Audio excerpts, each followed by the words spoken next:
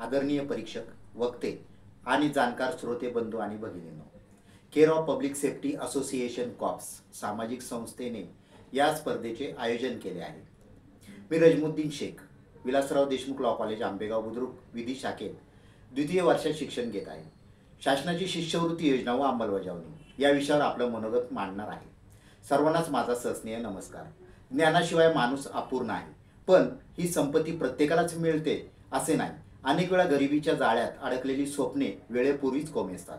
कारण शिक्षण हा प्रत्येकाच्या आयुष्याचा पाया आहे. हे जिथं म्हटलं जातं तिथं हाच पाया भक्कमपणे उभारण्यासाठी काहींची आर्थिक परिस्थिती नसते आणि म्हणून आर्थिक अडचणी हा पाया कमकुवत करतात. याच अडचणींवर मात करण्यासाठी शासनाकडून दिली जाणारी शिष्यवृत्ती योजना जणू काळोखातला दीप, तहानलेल्या जमिनीवरचा पावसाचा थेंब किंवा उगवत्या सूर्याची पहिली किरण ठरते. ज्याच्याकडे असे ज्ञान त्याचं उजळे भाग्य महान.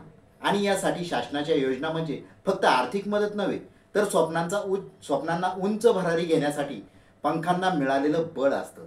म्हणून मी तुम्हाला शासनाची शिष्यवृत्ती योजना व अंमलबजावणी या विषयाच्या अनुषंगाने शिष्यवृत्ती योजना का असावी, शिष्यवृत्तीचे फायदे तसेच तिची अंमलबजावणी योग्य का असावी, याचा जनमानसावर पडणारा प्रभाव आणि त्यातून समाजात घडणारा बदल याविषयी सांगू इच्छितो. गरिबीच्या काळोखात झगडणाऱ्या विद्यार्थ्यांसाठी शिष्यवृत्ती योजना आशेचा किरण दीपस्तंभ आहे. जिथे अडचणींच्या काटेरी वाटा असतात तिथे शिष्यवृत्ती त्या वाटेवर टाकलेला मऊ गालीचा ठरतो.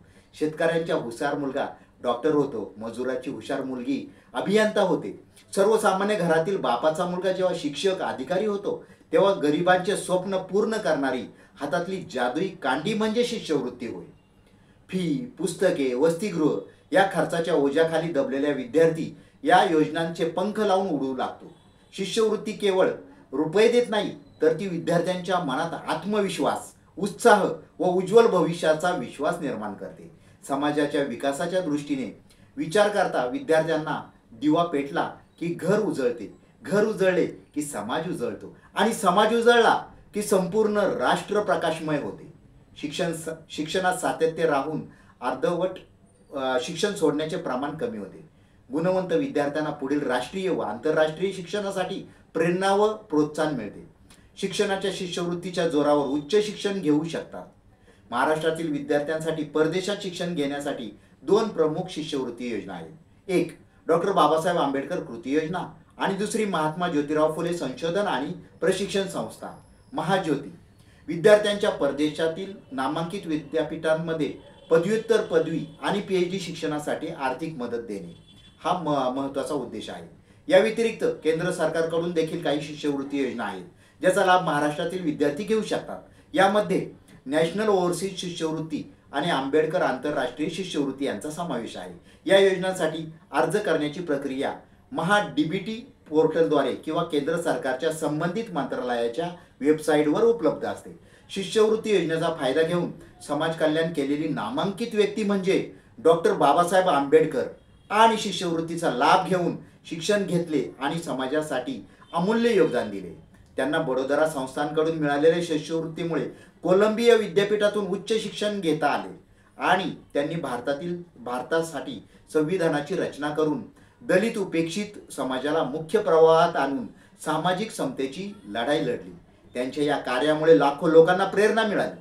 शिष्यवृत्ती योजना संस्था काही केंद्र सरकार मेट्रिकोत्तर शिष्यवृत्ती, अल्पसंख्याक शिष्यवृत्ती, राष्ट्रीय गुणवत्ता शिष्यवृत्ती तसेच महाराष्ट्र शासनातर्फे सावित्रीबाई फुले शिष्यवृत्ती, राजश्री शाहू महाराज शिष्यवृत्ती, सुवर्ण महोत्सवी आदिवासी शिष्यवृत्ती, जिल्हा परिषदांद्वारे प्राथमिक आणि माध्यमिक शाळांमधील शिष्यवृत्ती परीक्षा, खाजगी संस्थांमध्ये टाटा ट्रस्ट असेल, बिर्ला फाउंडेशन या मर्यादित स्वरूपात का होईना शिष्यवृत्ती देतात.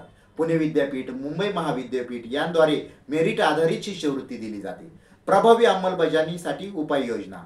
शिष्यवृत्ती योजना प्रभावी अंमलयोजना करण्यासाठी ऑनलाईन प्रक्रिया सुलभ करणे. अर्ज भरताना सुलभ आणि पारदर्शक असावी. उदाहरणार्थ DBT पोर्टलवर सर्व योजना एकाच ठिकाणी उपलब्ध कराव्यात. जागरूकता मोहीम असावी. ग्रामीण भागात शाळा, गावोगावी शाळा आणि सोशल मीडियाद्वारे योजनांची माहिती पोहोचवावी. वेळेवर निधी वितरण अत्यंत महत्त्वाचे आहे.